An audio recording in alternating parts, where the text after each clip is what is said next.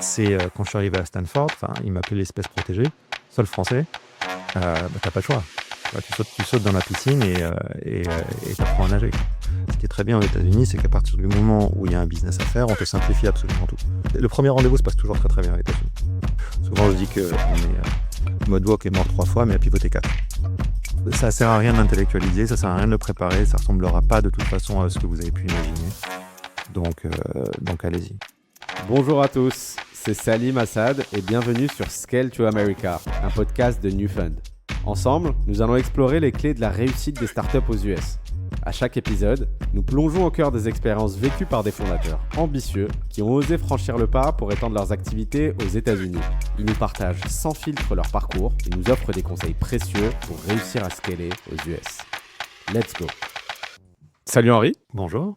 Très heureux de te recevoir sur Scale to America pour un épisode assez particulier parce qu'on se connaît déjà, on travaille ensemble tout au long de l'année. Et pour ceux qui n'ont pas le plaisir de te connaître, tu es General Partner chez Newfund, en charge des US. Donc, tu es un peu le représentant de Newfund à Palo Alto.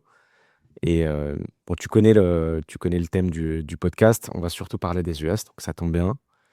Tes perspectives en tant qu'investisseur franco-américain, qui a une vue sur les deux écosystèmes, puisque tu es au cœur de la Silicon Valley et à la fois lié à l'activité aussi de Newfund en tant qu'investisseur français.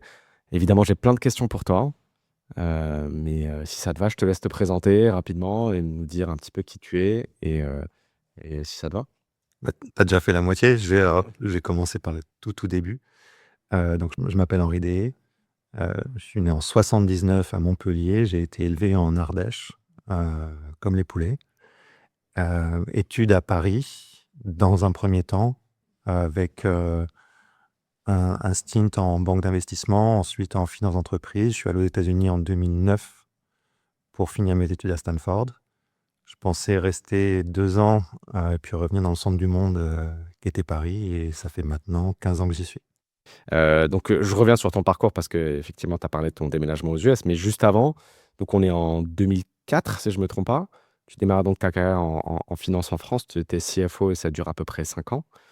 Pourquoi tu décides d'aller faire ton MBA à Stanford à ce moment-là et pourquoi est-ce que ça change ta vie? Tu as eu le coup de foudre immédiatement avec les US, tu t'es dit que tu allais... Bon, tu dis au début que tu vas rester uniquement 2 ans, mais Ouais. est-ce que rapidement, tu t'es pas dit peut-être que ça durera un petit peu plus? Alors, Stanford, c'était un peu par accident, en fait. Dans le sens où, au début, j'avais quand même un parcours très franco-français. Et je me suis dit que c'était l'occasion, maintenant ou jamais, j'avais presque 30 ans, de faire un MBA pour ouvrir un petit peu les écoutilles.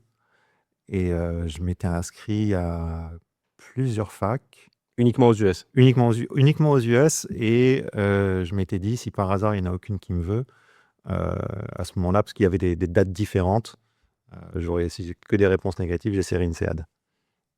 Je suis sûr qu'INSEAD est très bien, mais l'idée quand Passe même... de bonjour à INSEAD, du coup. Non, mais l'idée était vraiment de partir de la France et d'essayer un truc nouveau.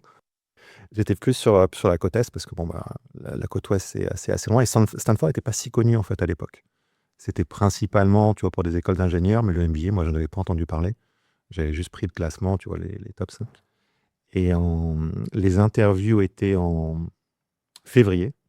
Et je m'étais dit, je vais aller faire les interviews en personne, comme ça, je vais pouvoir visiter les campus. Et puis leur montrer que je veux vraiment en être. J'avais commencé par New York, il faisait très très froid.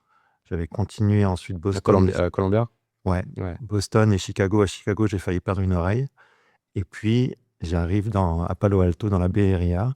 Je vois les gens en tongs, en short, des palmiers. C'est quand même... Ici, c'est pas mal.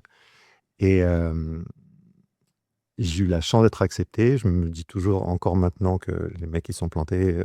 J'étais le seul Français sur Wow. 340 étudiants, je crois. Ce qui d'ailleurs, on en parlera après, mais était une grande chance, parce que j'ai même pas pu, en fait, me recréer l'écosystème, tu vois, francophone. Et puis aussi, ma petite copine de l'époque travaillait dans la robotique, et donc elle m'a fait comprendre que c'était Stanford où j'y allais tout seul. Il n'y avait pas beaucoup de robots à Chicago à l'époque.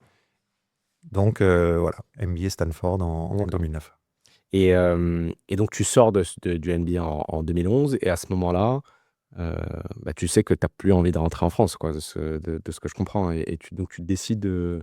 C'était pas forcément ça, en fait. En 2010, ma première colocatrice à Stanford, elle bossait sur une startup, elle avait un an de plus que moi. Et on se retrouve presque par accident, tu vois, dans Palo Alto. On tape, t'as pas l'air en pleine forme, qu'est-ce qui se passe? Je me suis engueulé avec mon co-founder, je crois que la boîte va pas fonctionner. Qu'est-ce que fait le français pour essayer de remonter le moral? Et viens, on va aller boire une bouteille de vin. Et on boit une bouteille de vin, et puis je lui raconte en fait une expérience, pas vraiment de start-up, mais j'avais monté une boîte de mode en France.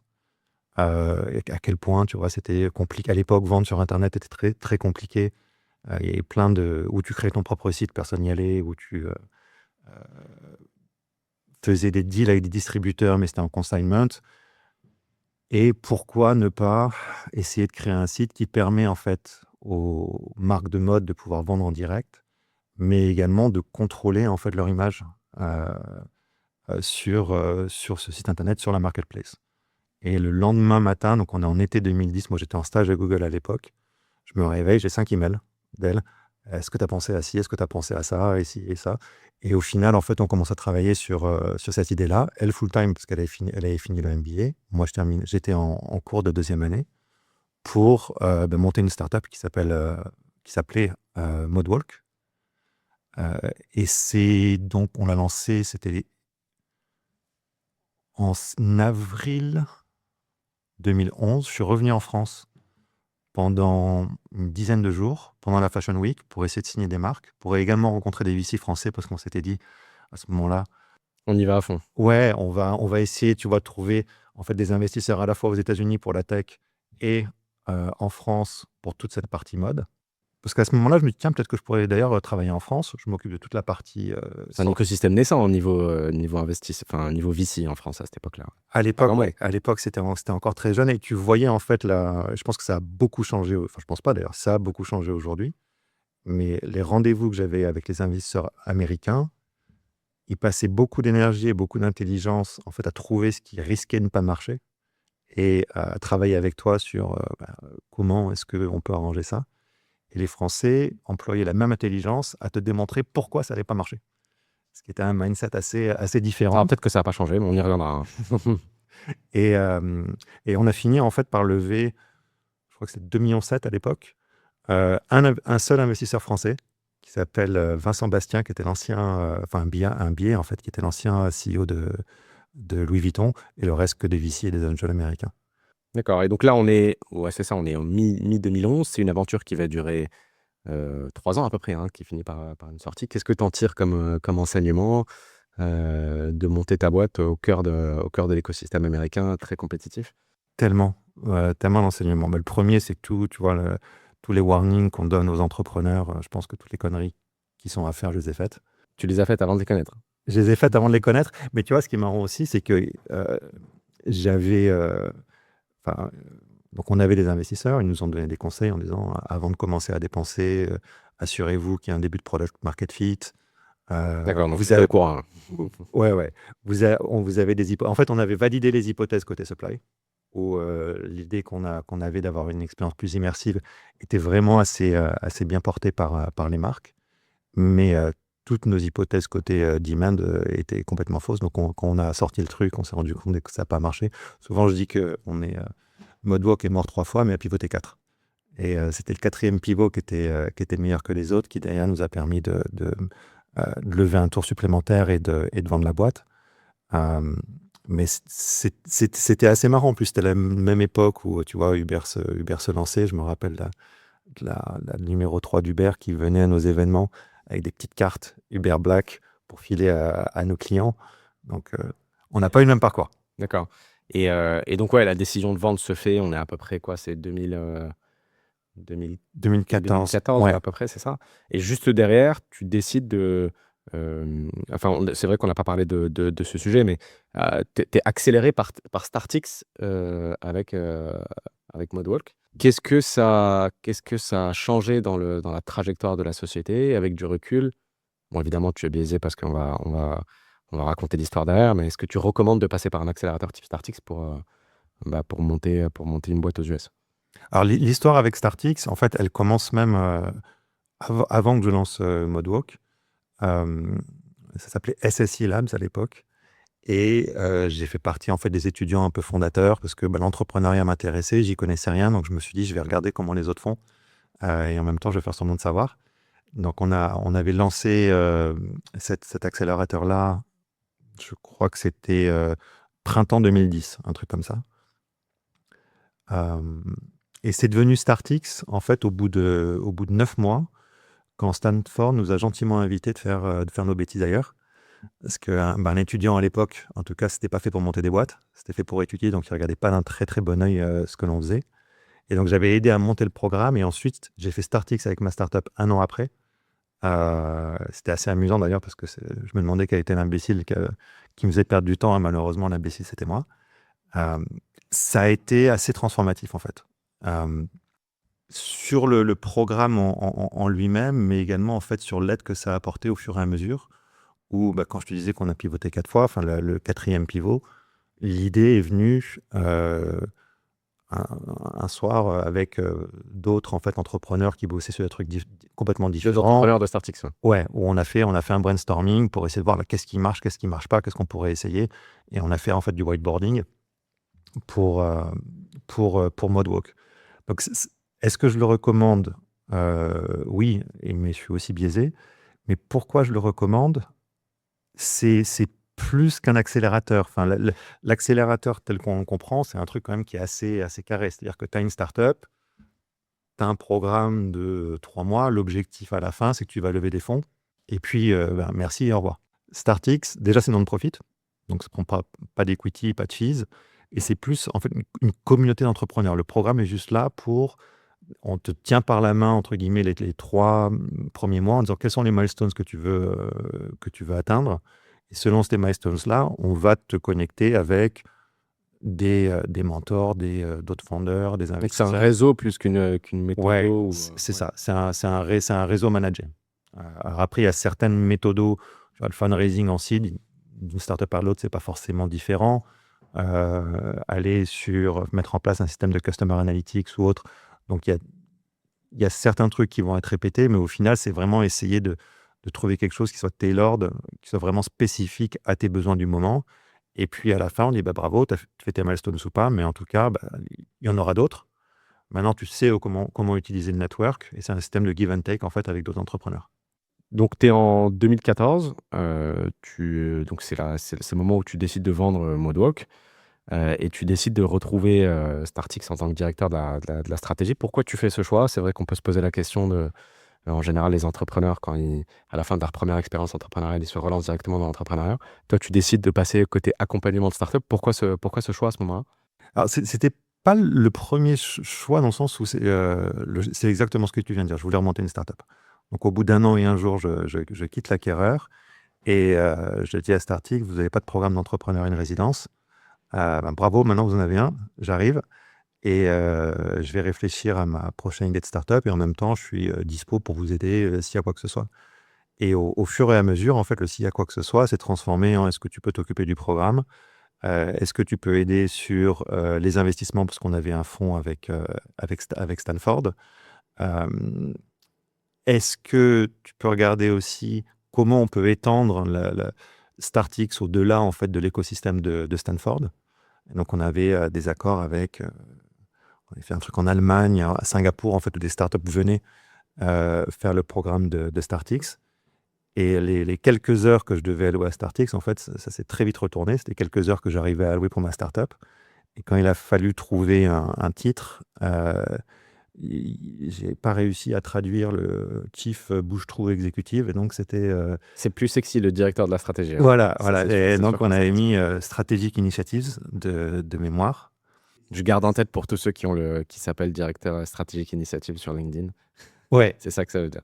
je pense qu'on a dû lancer une tendance à ce moment-là. Directeur stratégique initiative, je ne sais pas vraiment ce que je fais, mais croyez-moi, c'est utile. Mais c'était une expérience absolument extraordinaire, parce que, en fait, j'ai passé un peu plus de 2 ans à non seulement interviewer les startups, pour savoir si on les acceptait au programme ou pas, mais derrière, à les accompagner, si tu veux, tous les jours. Et ce qui était marrant, c'est que, en fait, l'hypothèse qu'on avait, c'était si une startup ne fonctionne pas, c'est pas parce qu'elle a un mauvais produit, on peut toujours pivoter, pas parce que le marché fonctionne pas, même chose, c'est parce qu'on s'est planté, en fait, sur les founders.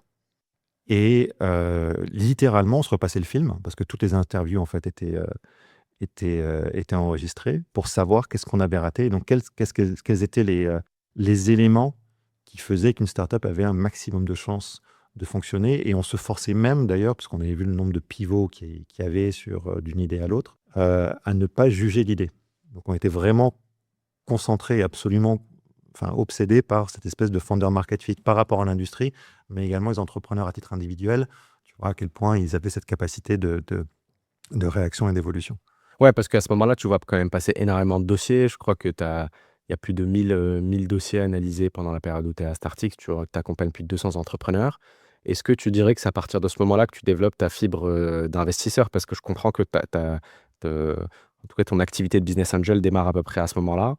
Euh, voilà, j'imagine que ça te donne vraiment envie. Et sur quelle thèse, quand tu as un petit peu répondu à la question précédemment en disant que tu te basais vraiment sur les founders, mais qu'est-ce que tu vas chercher vraiment à ce moment-là chez les fondateurs que tu rencontres? Parce que je suis d'accord avec ce que tu dis. Parfois, euh, quand on se refait le film, on se rend compte qu'effectivement, il y avait des choses qui étaient évidentes. Mais on a quand même ce biais de se dire que ça n'a pas marché. Quand tu repars le lendemain pour aller reanalyser une nouvelle opportunité d'investissement, voilà, c'est quoi ta thèse? Qu'est-ce que tu regardes? C'est quoi un petit peu tes techniques pour évaluer une opportunité d'investissement? Ouais, très sincèrement, à l'époque, c'était à la fois du gut feeling et l'insider trading. Dans le sens où, quand tu es VC, tu as quoi? Tu as 2 semaines. Enfin, Aux US, 2 semaines. aux US, tu vas avoir 2 semaines. Et 2 semaines, c'est quand tu as du temps, quoi, pour prendre une décision d'investissement. Donc, tu connais pas l'entrepreneur, généralement, et tu vas essayer de faire ton instruction, avoir le meilleur gut feeling possible sur leur capacité à. Là, à Startix, j'avais 3 mois. Et parfois même plus, d'ailleurs. Parce qu'il y avait des entrepreneurs, si tu veux, qui avaient fait le programme et qui allaient lever après. Heu, j'étais pas en logique d'investissement. En fait, j'ai investi lorsque, je pouvais, entre guillemets, pas m'en empêcher. C'est-à-dire, le mec, il est Quand vraiment, c'était évident, que tu voilà, avais eu le temps de checker toutes les box. et il est vraiment bon, j'ai envie d'en faire partie, et à chaque fois, c'était des petits tickets qui faisaient que, ça changeait pas sa cap table. C'était presque une façon de continuer à l'aider après le programme. Et c'est marrant d'ailleurs parce j'ai dû faire 8 angel investment à l'époque, heu, 2 dans lesquels Newfound a investi après. D'accord. Et donc pour la suite, tu as plus jamais eu 3 mois pour faire une instruction de dossier puisque pour le reste de ta carrière, ça a été 2 semaines, quoi. Voilà. Bon, hem, si j'enchaîne avec la suite, on est en 2017 et donc, j'imagine que alors je sais pas si tu te poses la question de faire ça, enfin de devenir investisseur, full-time, mais en tout cas, tu as l'opportunité de rejoindre Newfund pour piloter les investissements US. Qu'est-ce qui t'a convaincu de passer d'un rôle un peu d'accompagnement de start-up, business angel, de mettre des tickets un petit peu quand bon te semble, à, entre guillemets, «investisseur professionnel», faire du VC à plein temps? Donc au bout de 18 mois, j'étais rentré à Startix en me disant, «Je vais réfléchir à cette nouvelle startup, je vais être dans le chaudron de là où tout se passe», et puis 18 mois plus tard, j'ai toujours pas d'idée qui me maintient éveillé la nuit. La deuxième startup, en fait, tu réalises que quel que soit l'outcome, c'est quand même très, très dur. Donc tu, dis: «Quitte à ce que, je passe, 3-4 ans, très compliqués», 3-4 ans, c'est vraiment que le début, autant qu'il y ait un outcome très, très haut, et autant maximiser la probabilité de succès. Et donc en fait, tu tues toutes les idées que tu as. Et toujours à Startix, en fait, des amis bien intentionnés me disent: «Peut-être que tu as plus l'estomac, en fait, pour monter une startup. Heu Par contre, on a l'impression que tu es un bon steward pour les entrepreneurs. Il y a peut-être quelque chose à faire de ce côté-là. Est-ce que tu as pensé au venture?» Heu et la relation, nous, qu'on avait avec les VC à Startix, en fait, était assez confrontationnelle, Je crois qu'on peut on peut dire se ça, dire? ouais. Ouais. En anglais, ça marche, en français, je sais pas. Enfin, en Conflictuel peut-être? Non. ou alors on n'était pas en conflit avec eux, mais moi, je passais mon temps, en fait, à conseiller les entrepreneurs, entre guillemets, «contre les investisseurs». Enfin, on était Donc vraiment. c'était pas avec, c'était vraiment ils étaient dans un esprit, Ouais. Et d'autant plus qu'on faisait très de attention, méfiance. on faisait très attention à euh, keep the wolves at bay, c'est-à-dire vraiment à faire en sorte que les investisseurs n'aient pas de vue sur ce qui se passait dans le programme. Parce qu'à chaque fois, ils allaient appeler des membres, en disant, quels sont les entrepreneurs que tu vas me recommander, qui c'est qui marche bien, qui c'est qui marche pas. Et nous, on était vraiment complètement hermétiques à ça. Donc, on avait assez peu de relations finalement avec les VC. Et quand on aidait les founders, c'était à négocier les term sheets, etc. Donc, j'avais pas forcément une image, si tu veux, du VC qui était ultra positive. Et à ce moment-là, en fait, je me dis, je vais essayer d'apprendre un peu comment l'ennemi fonctionne. Je m'inscris à un programme qui s'appelle le Kaufman Fellowship, qui est un programme pour investisseurs, non-profit également, que Cameron, le CEO de Startix, avait fait, et donc il m'avait conseillé de regarder ça. Et c'est là où je me rends compte que finalement, ce sont des êtres humains. Moi, j'étais parti en fait dans l'idée de créer mon propre fonds. Justement, j'aime pas les VC, donc je vais faire ça à ma sauce. Et puis, il y avait un investisseur qui m'impressionnait en fait par son enthousiasme et sa stubbornness. C'est François Véron, qui était un des rares investisseurs français à venir aux États-Unis et surtout à y revenir. J'avais rencontré François à Startix, qui m'expliquait pourquoi il était important pour une startup américaine d'avoir un VC français. Donc, tu vois, il avait peur de rien, et qui voulait en fait investir aux États-Unis. Ça aussi, un des très rares fonds français à vouloir faire ça. Et on a commencé à discuter, tu vois. Ouais, donc il y avait une dimension pour toi aussi, j'imagine, assez entrepreneuriale, parce qu'au final, c'était pas non plus que rejoindre un fonds, mais tu devais aussi développer une plateforme d'investissement quasiment de zéro. Et c'est un peu c'était ma prochaine question. Comment est-ce que tu fais pour, de la même manière qu'une startup qui va aller s'étendre aux États-Unis, là tu rejoins un fonds, entre guillemets, qui a une activité en France, comment tu te fais une place dans un univers, entre guillemets, où tu es nobody, tu as des fonds les plus prestigieux, il y a les plus prestigieux du monde, Sequoia, Andreessen Horowitz. Comment tu te fais une place au milieu de tout ça pour développer une plateforme d'investissement, être crédible, commencer à être compétitif, avoir accès aux meilleures opportunités d'investissement et voilà, commencer à construire un portefeuille et une vraie dynamique. Je te rassure, ou pas d'ailleurs, contre Sequoia et Andreessen Oui, Horowitz, c'est peut-être pas les bons exemples. on est toujours nobody. Mais ce qui était bien, c'est qu'en termes de réputation, ou en tout cas de deal flow, on partait pas de rien en fait. Il y avait le réseau de Stanford, de Startix. Je connaissais d'autres accélérateurs parce que, tu vois, ils essayaient de voir un petit peu comment on fonctionnait, donc on avait des relations avec eux. Ce qui était bien, c'est qu'on n'est pas du tout en compétition, en fait, Startix avec les autres accélérateurs, parce qu'étant non-profit, s'ils veulent faire YC, s'ils veulent faire Alchemist, il y avait d'ailleurs beaucoup de startups qui faisaient les deux, en fait. Je vais faire YC pour maximiser ma valo, et Startix pour cette communauté d'entrepreneurs, justement. Mais il a fallu clairement apprendre, parce que les systèmes, si tu veux, même de réflexion entre l'angel investor et le VC sont complètement différents. Angel investor, c'est il faut que je me décide pour investir oui ou non. Si je décide non, je reverrai C'est jamais. ta responsabilité. Voilà, je reverrai jamais la boîte, et c'est ta responsabilité. Alors que VC, tu vas avoir un deal flow beaucoup plus important et la réflexion va être plus relative en fait. Est-ce que c'est vraiment le moment, le point d'inflexion où j'ai envie d'investir? L'autre grande différence, c'est que les conversations que j'avais avec les entrepreneurs, elles étaient complètement ouvertes, parce que j'étais pas investisseur, j'étais angel, donc ils me regardaient comme quelqu'un qui pouvait les aider à faire avancer, et c'était open kimono. Quand tu es VC, surtout aux États-Unis, ils vont t'expliquer à quel point ils sont magnifiques et extraordinaires, et pour avoir des informations un peu plus quali, il faut creuser plus. Et de l'autre côté, parce que comme tu développes l'activité, tu n'as pas uniquement une activité d'investissement, tu as une activité aussi de levée, voilà, d'aller chercher les fameux LP qui vont injecter de l'argent dans le fonds pour que tu puisses le déployer. Et ça, comment ça se passe? Et c'est quoi la grande différence avec aller chercher de l'argent de LP en France versus aux US? J'imagine que c'est un écosystème quand même plus mature, donc clairement plus mature, sur lequel les gens ont un peu plus l'habitude de mettre l'argent dans des fonds. Mais fondamentalement, j'imagine que tu as eu des conversations en France et aux US. C'est quoi la différence? Est-ce que c'est plus facile, plus compliqué? Est-ce que le cycle est plus long, plus court? Est-ce que tu peux nous décrire un petit peu les grandes différences et nous raconter un petit peu cette phase-là du développement de Newfund US? Le cycle, je pense, est plus long. En fait, donc, au départ, j'investissais depuis Newfund 2, donc fonds levé en France, euh, sur lequel, en fait, donc, le fonds fait 120 millions d'euros, 30 millions étaient alloués pour les investissements US. Et assez rapidement, pas forcément du fait des investissements, mais des réinvestissements, parce que les réinvests vont vraiment beaucoup plus vite aux États-Unis. On se retrouve déployé à 60% aux États-Unis et même pas à 30% en fait sur le fonds dans sa globalité. Donc on s'est rendu compte que si on voulait continuer à, à, à exister, à investir, il fallait lever un fonds américain pour prendre le relais. Et donc on a effectivement levé des deux côtés. La levée de fonds aux États-Unis est beaucoup plus professionnalisée en fait du fait des investisseurs institutionnels qui existent. Tu as des endowments, tu as des pension funds.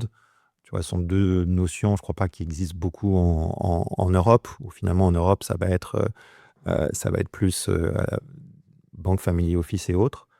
Et d'ailleurs, on a essayé de lever auprès de ces gens-là. Et puis, bon, bah, pourquoi j'investirais chez toi, petit poussé, alors que je peux aller chez Andreessen Sequoia.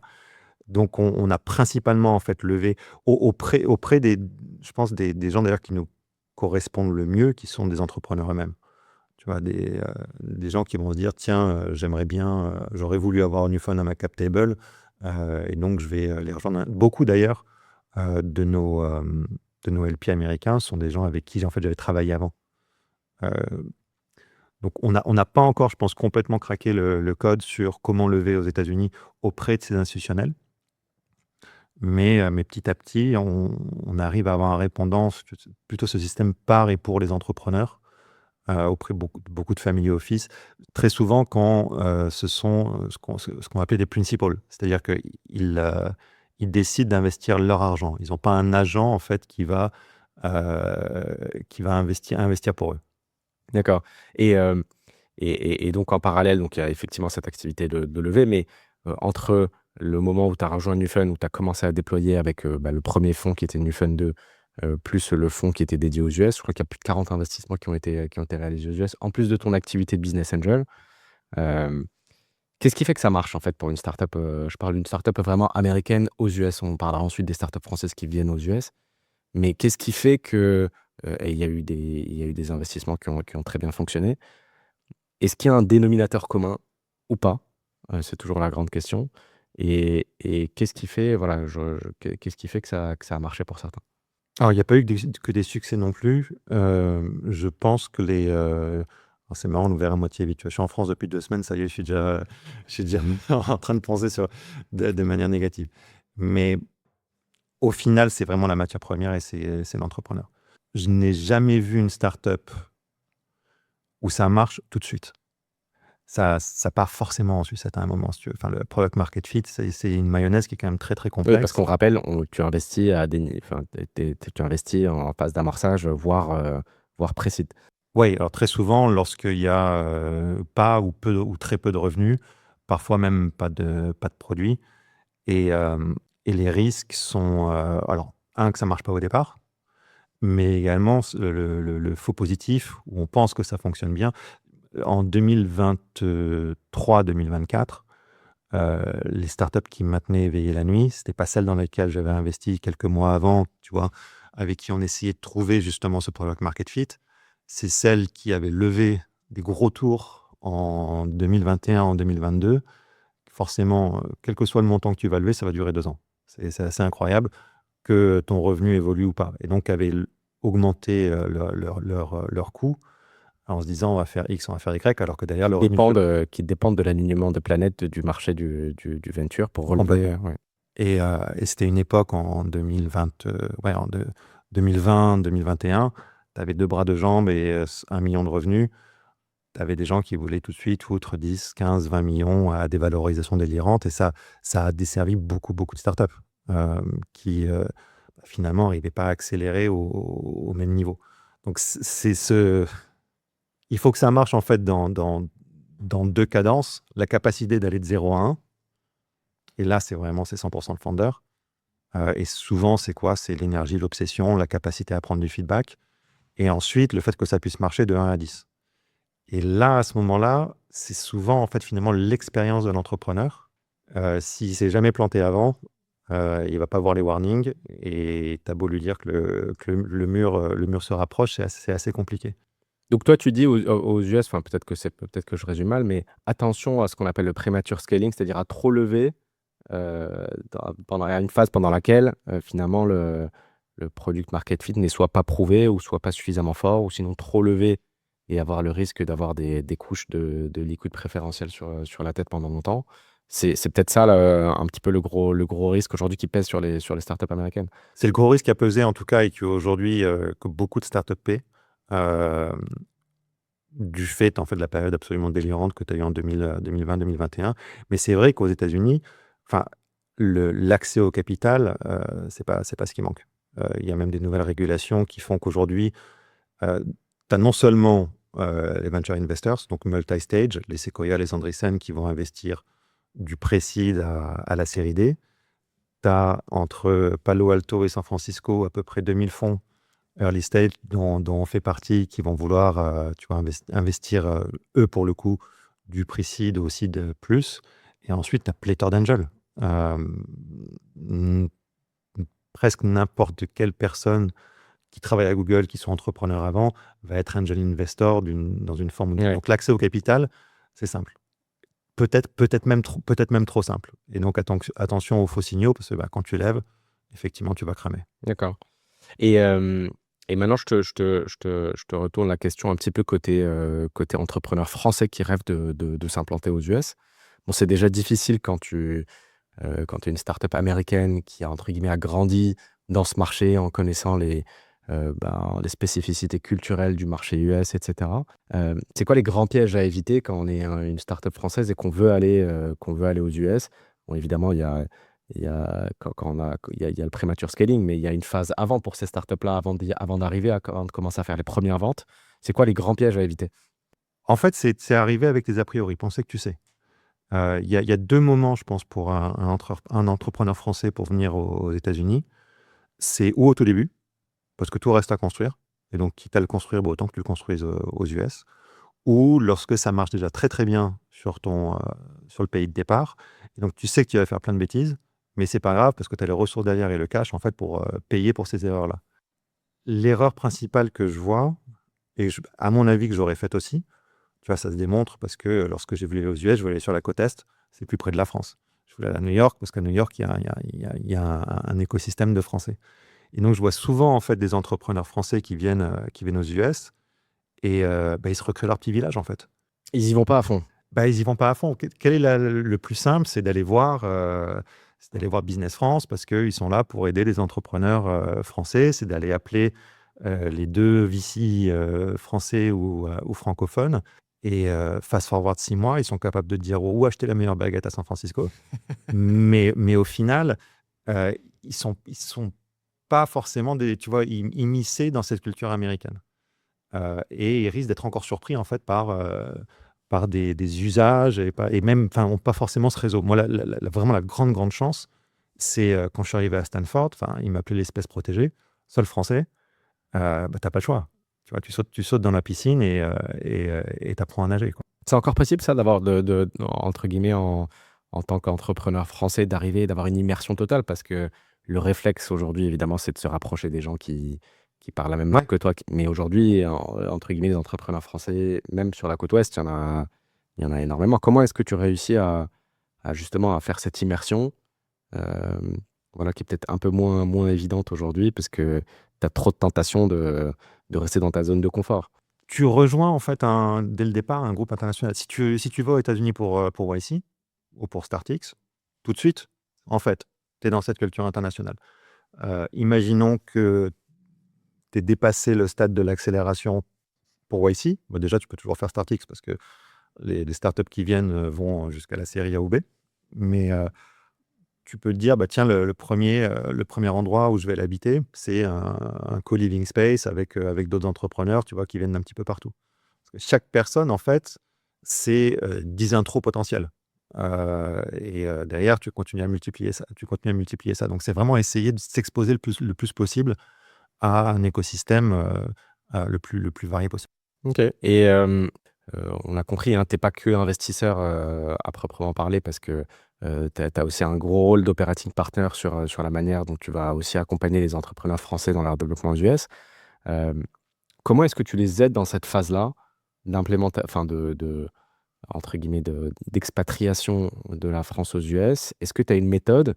Est-ce que c'est quelque chose qui est facilement réplicable avec, voilà, une méthode qui alors évidemment, il y a pas de méthode qui marche à chaque fois, mais Heu, des espèces de quick wins qui marchent souvent? Ou voilà, comment ça fonctionne d'accompagner les boîtes, de passer de la France aux US en tant qu'operating partner? Franchement, il y a pas de méthode. Je pense que ça sera toujours plus un art qu'une science parce que ça va dépendre vraiment à la fois de la startup et de l'entrepreneur. Hem, il y a peut-être une méthode, en fait, sur les choses qui sont à démystifier. Souvent, on se fait un monde. Comment est-ce que je vais créer ma filiale? Comment est-ce que je vais embaucher la première personne? Comment je vais faire ci ou ça? Ce qui est très bien aux États-Unis, c'est qu'à partir du moment où il y a un business à faire, on te simplifie absolument tout. Donc embaucher la première personne, créer une boîte et cetera, par internet, tu arrives à faire ça assez rapidement. Après, ça va être, tu vois, faire les premières intros, donner les clés, suivre, après les premiers rendez-vous. Comment ça s'est passé? «Ah, c'était génial, il a adoré». Vraiment, ça ne pouvait pas mieux se passer que ça, d'accord. Vous avez un rendez-vous déjà de fixé pour après? Il t'a posé des questions précises? «Non, non, mais c'est sûr, quand je le rappelle, ça va bien se passer». Le premier rendez-vous se passe toujours très, très bien aux États-Unis. Heu, c'est choper le deuxième qui est plus compliqué. Ouais. Et ça, Donc c'est la différence peut-être culturelle, c'est ça? Au début, on n'est pas habitué à ce que voilà, oui, j'ai l'impression que ça se passe aussi bien. exactement. Et moi, j'étais à peu près dans le même, enfin, il m'est arrivé les mêmes choses, donc c'est presque arrivé un petit peu en guide de lecture. Donc tu es coach anti-naïveté dans cette Avant et mouvance? après. Ouais, une naïveté ou juste sur ces nouveaux codes-là. Mais après, il y a pas de secret. Enfin, il y a pas vraiment de blueprint. C'est plus, en fait, partager avec, le founder ce qui va être nécessaire de faire et après s'assurer que ça va être fait et débriefer avec lui. OK. Non, mais super, super intéressant. On est quand même obligé de parler un petit peu de l'environnement, hein, parce que je pense que, avec ce qui se passe en ce moment, enfin, l'actuel environnement, instable aux US et l'élection de Trump, on est obligé de se poser la question: «Est-ce que ça doit changer quelque chose, dans la tête des entrepreneurs?» Je prends l'exemple des entrepreneurs, français qui avaient l'ambition, d'aller aux US. Est-ce que ça doit changer quelque chose aujourd'hui? Est-ce qu'ils doivent reconsidérer d'y aller tout de suite? Est-ce qu'ils doivent temporiser? Ou est-ce qu'au final ça change rien? C'est difficile d'avoir une clé de lecture, enfin je sais pas si tu en as d'ailleurs, mais je te pose la question, voilà, est-ce que ça change quelque chose aujourd'hui pour des entrepreneurs qui veulent scaler aux US? C'est une super question à laquelle j'ai pas forcément la réponse. Enfin, je vais t'en donner 2. Je vais te donner la réponse subjective et la réponse objective. La réponse subjective, c'est, les 2 fois où je me suis posé la question de rentrer en France, à chaque fois les 2 fois, c'était l'élection de Trump et parce que d'un point de vue plus politique, d'un point de vue culturel, j'adhère pas. Et ce qui est maintenant, je passe de manière un peu plus objective. La Californie non plus n'adhère pas. Enfin, dans la Silicon Valley ou à New York, je ne veux pas dire de bêtises, mais je crois que Trump a eu à peu près 20% de vote, en tout cas, enfin, dans la baie. Et, et le business n'a pas changé. Si tu veux, ça reste d'être un business. J'étais à New York juste avant de venir en France. Enfin, je parlais avec d'autres entrepreneurs. On va passer 5 minutes à dire, ouais, non, mais Trump, effectivement, il fait n'importe quoi. Après business is business. Et après business, et on revient là-dessus. Donc, je pense que tant que les États-Unis seront un aimant pour les talents, il y a pas de raison, en fait, que ça change. Tant que quelqu'un qui voudra faire des études d'ingénieur se dit, tiens, j'irai bien à Stanford, voudra monter une start-up ou à monter une start-up et ça va se dire, je ferai bien YC plutôt que Station F. euh, c'est cette attraction-là qui derrière va créer l'innovation, cette innovation-là qui derrière va créer le business. Est-ce que ça va changer? Peut-être. Donc là, la seule réponse objective, j'allais dire, bah, peut-être sur les visas, il peut y avoir un changement, Ouais, mais c'est pas vraiment le cas. d'accord. Pour l'instant, pour l'instant, il y a pas, on n'a pas, ouais, on a Non, clairement pas c'est même à suffisamment. l'inverse. Il a créé son espèce de golden card. Là. Si tu as 5 millions, automatiquement, tu peux devenir américain. Pas américain, pardon, mais résident. C'est réservé aux riches. Et on n'est pas en plus dans le business de vente de biens et de services. Si, tu vois, ça aurait pu être ça avec tout l'espèce de tarifs qu'il veut imposer. Mais même ça, enfin, il les impose le lundi, il les enlève le mardi, il les remet le mercredi. Enfin, Donc en gros, pour les entrepreneurs, s'ils sont prêts ou s'ils considèrent qu'ils ont un produit qu'ils ont envie de tester sur le marché américain pour toutes les raisons qu'on connaît, c'est le plus gros marché du monde, etc. En fait, Trump ou pas Trump, il faut y aller. à ce stade, je pense. Sauf si la partie subjective et politique est trop importante. Et voilà, je peux pas. Mais bon, maintenant avec Twitter, tu On prends, change vite d'avis. ou tu prends du Trump, que tu sois en France ou aux États-Unis, Il faut résister. tu veux pas y échapper. Ouais. Super. On arrive sur la fin, malheureusement, de cet échange, mais je te pose une dernière question.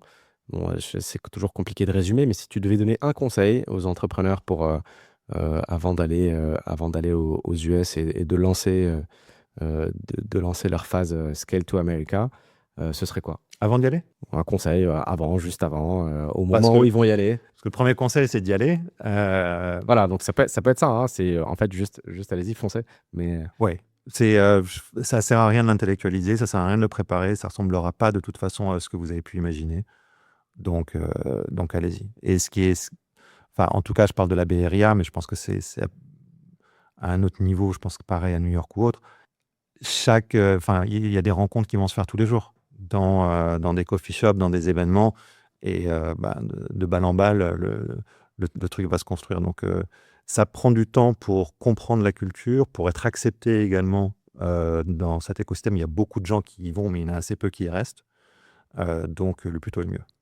super, ce sera le mot de la fin. Un grand merci Henri, c'était vraiment passionnant. Merci à toi. Et c'est la fin de cet épisode. Je vous dis à très bientôt sur Scale to America. À très vite.